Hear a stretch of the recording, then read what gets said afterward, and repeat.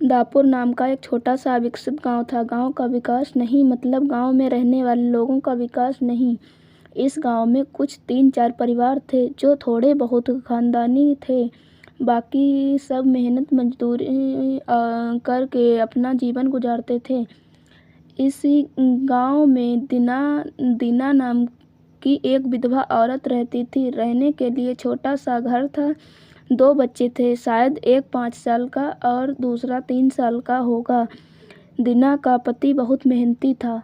वो दीना को किसी चीज़ की कमी महसूस नहीं होने देता था या कैसी भी हालातों में साथ नहीं छोड़ता था।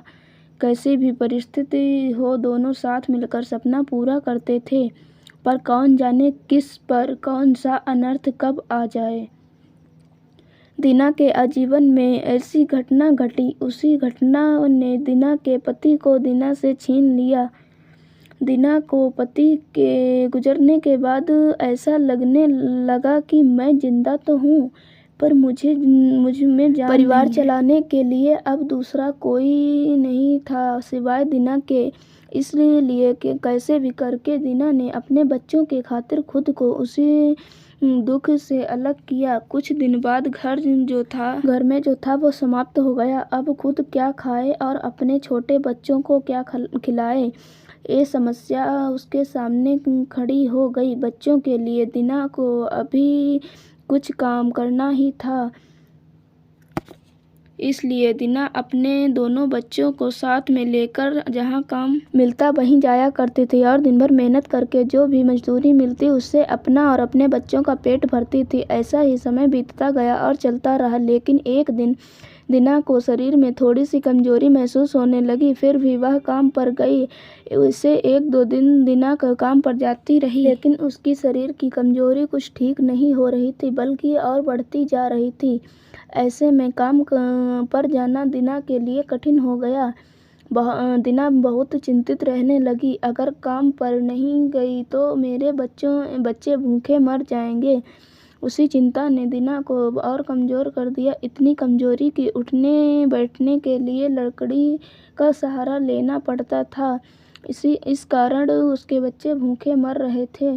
खाने को कुछ न मिलने के कारण और अपने बच्चों को भूखे मरते देखकर वह लकड़ी की सहायता से आज यहाँ से कुछ मांगा तो अगले दिन दूसरी ओर से कुछ मांग के अपने बच्चों को खिलाती, पर खुद भूखी सो जाती थी।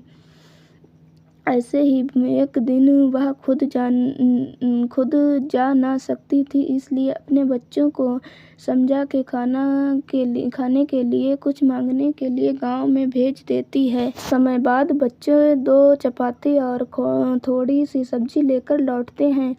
2 चपाती से 3 जन कैसे तृप्त होंगे, इसलिए वे 2 चपाती दोनों बच्चों को खिला देती है। वह बरसात का समय था। बिजली न होने के कारण घर में अंधेरा छाया था। अंधेरे में वह अपने बच्चों को एक कमरे में सुला देती है और वह दूसरे कमरे में जाकर सो जाती है। रात को तेज बारिश होती है और बिजलियां जोर से कड़कड़ाती हैं। को थोड़ी आराम मिलती है, इसलिए वह गहरी नींद में पड़ जाती है। ऐसे में दीना को एक सपना दिखाई देता है। वह एकदम तंदुरुस्त हो गई है। काम पर जाती है। वह सोचती है अपने बच्चों को काफ़ी समय से अच्छा खिलाया नहीं, इसलिए वह अपने बच्चों के लिए चविष्ट खाना बनाती है। बाद में अपने बच्चे और वह साथ में बैठकर खाना खाकर सो जाते हैं।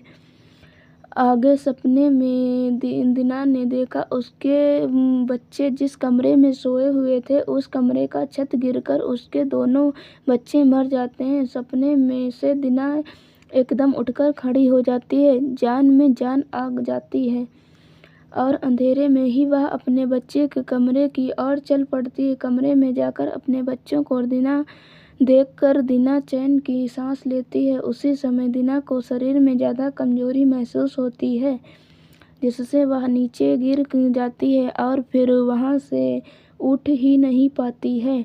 चैन की सांस दीना की सांस ले लेती है। दोस्तों, यही होती है माँ की ममता, जो मरते दम तक अपने बच्चों के खातिर जीने का जुनून रखती है। दोस्तों, एक छोटी सी कहानी आपको कैसी लगी। अपने विचारों को हमारे साथ ज़रूर शेयर करें। हमारे वीडियो को लाइक, चैनल को सब्सक्राइब ज़रूर करें। धन्यवाद। ऐसे ही हमारे चैनल पर वीडियो देखते रहें।